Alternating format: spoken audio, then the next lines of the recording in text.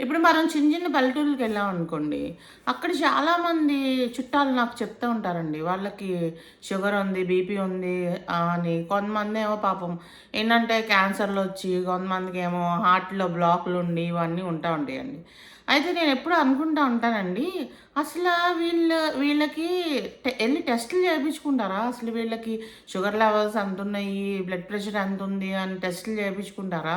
అసలు వీళ్ళకి primary health care సెంటర్స్‌లో అసలు అన్నీ ఉన్నాయా? లేదా? వీళ్ళకి డాక్టర్లున్నారా? నైపుణ్యం గల స్టాఫు, డాక్టర్లు ఇట్లాంటి వాళ్ళందరూ ఉన్నారా? లేదా? అని అనుకుంటూ ఉంటానండి. చాలామంది పాపం అలా నెగ్లెక్ట్ చేస్తూ ఉంటారు. ఎందుకంటే యాక్సెసిబిలిటీ లేక హెల్త్ కేర్ అనేది. అయితే ఇప్పుడు అదంతా మారబోతుందండి మన ఆంధ్రప్రదేశ్‌లో. ఒక విప్లవం రాబోతుందండి. ఏంటండి అది అంటే సంజీవని. అంటే మీకు తెలుసు కదండీ! రామాయణంలో సంజీవని అనే మూలికను తెచ్చి లక్ష్మణుడు బతికాడు. హనుమంతుడు తీసుకొస్తే అంటే ఈ ప్రోగ్రామ్ అనేది చాలా మందికి హెల్త్‌కి ఉపయోగపడుతుంది. వాళ్ళ ఆరోగ్యాన్ని మెరుగుపరుస్తుంది అని అనే అనే దాన్ని పిక్ చేసుకున్నారండి. ఆ పదాన్ని.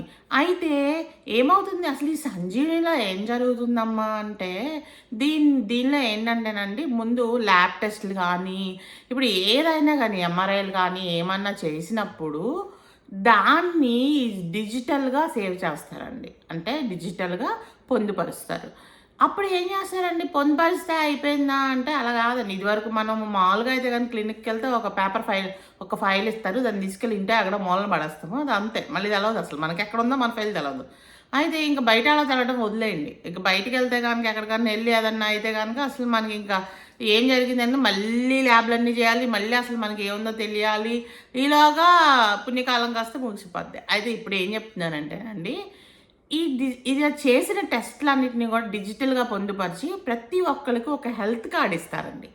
ఆ హెల్త్ కార్డ్ ఇవ్వటం అనేది వెరీ కీ థింగ్ అనమాట. అయితే ఈ హెల్త్ కార్డ్ పట్టుకుని ఇప్పుడు మనం పర్స్‌లో ఎట్లయితే ఆధార్ కార్డ్‌లో అయన్నీ పట్టుకుంటామో, అలాగే ఈ హెల్త్ కార్డ్‌ని కూడా క్యారీ చేసుకొని ఎళ్ళిపోతే ఎక్కడికెళ్ళినా గానీ రాష్ట్రమే కాదండి, దేశంలో ఎక్కడికెళ్ళినా గానీ కూడా ఈ సంజీవని కార్డ్ చూడంగానే దాన్ని క్యూఆర్ కోడ్ స్కాన్ చేయంగానే మన చిట్టా అంతా బయటపడుతుంది. మన ఆరోగ్యం ఎంత బావుందో అనేది. అంటే అందరికి తెలుస్తదండి. సో, సకాలంలో దానికి సంబంధించి మనకున్న దాన్ని బట్టి వాళ్ళు ట్రీట్మెంట్ ఇవ్వగలుగుతారు. ఓకే.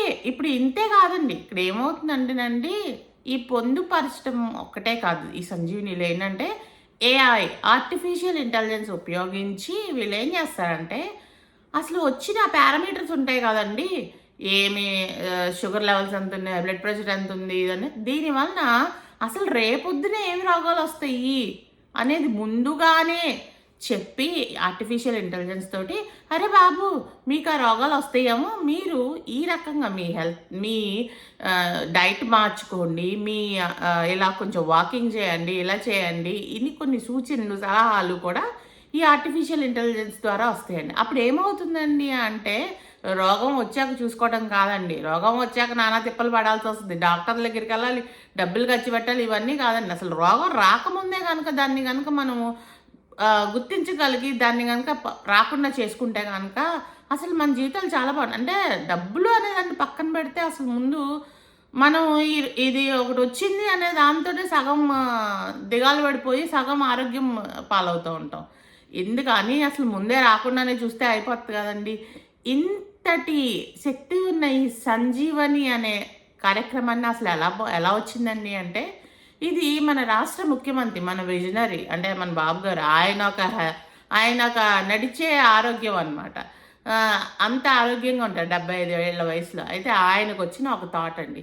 దీన్ని ఏం చేశారంటేనండి, సరే వచ్చింది కదా! దీన్ని ఏం చేశారు, రాష్ట్ర ప్రభుత్వము మన బిల్ గేట్స్ గారు, మైక్రోసాఫ్ట్ అధినేత బిల్ గేట్స్ గారి bill and Melinda gates foundation వాళ్ళు, మళ్ళీ టాటా వాళ్ళు, టీసీఎస్ వాళ్ళు వీళ్ళందరూ కలిసి ఆళ్ళ టెక్నాలజీని అన్నిటిని funding bill and Melinda gates నుంచి ఫండింగు, టెక్నాలజీ, టీసీఎస్ వారి వాళ్ళ హెల్ప్ తోటి అందరితోటి వీళ్ళేం చేస్తున్నారంటే అండి, దీన్ని ముందు కుప్పంలో స్టార్ట్ చేశారండి. ఒక పైలట్ ప్రాజెక్ట్ కింద. స్టార్ట్ చేసిన తర్వాత ఇప్పుడు చిత్తూరు అంతా అమలు పరుస్తున్నారండి. తర్వాత ఇప్పుడు రాష్ట్రం మొత్తం అమలు పరచాలి.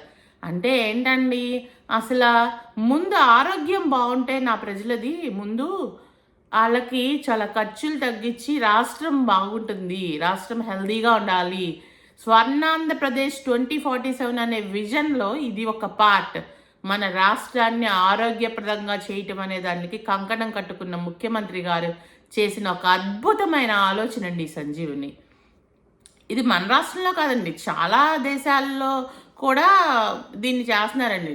యూకేలో చేస్తున్నారు. చిన్న చిన్న కంట్రీస్‌లో చేస్తున్నారు. అసలు మీరు ఆ పేర్లు కూడా వినే ఉండరు. ఆఫ్రికాలో కంట్రీస్‌లో వాటన్నిటిలో. అయితే ఇక్కడ కూడా చాలా చేసి ఇవన్నీ సక్సెస్‌ఫుల్ అయినాయండి. అర్థమైందా?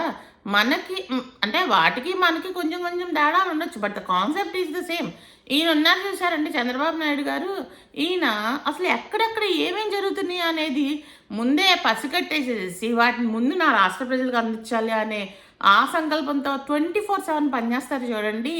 ఇలాంటి నాయకులు కనుక మన కోసం మనకుంటే మన రాష్ట్రం ప్రగతి పదం వైపుకి మన రాష్ట్రంలో ఉన్న ప్రజలు హెల్తీగా హ్యాపీగా ఉండటానికి ఉపయోగపడుతుంది. అంతేగాని ఊరికే ఏంటంటే అలా కూర్చుని రౌడీజాన్ని గుండాయిజాన్ని పెంపొందించే నాయకులు కాదండి మనకు కావాల్సింది.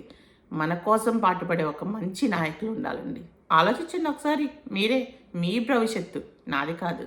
మీరు హ్యాపీగా ఉండాలి. Thank you.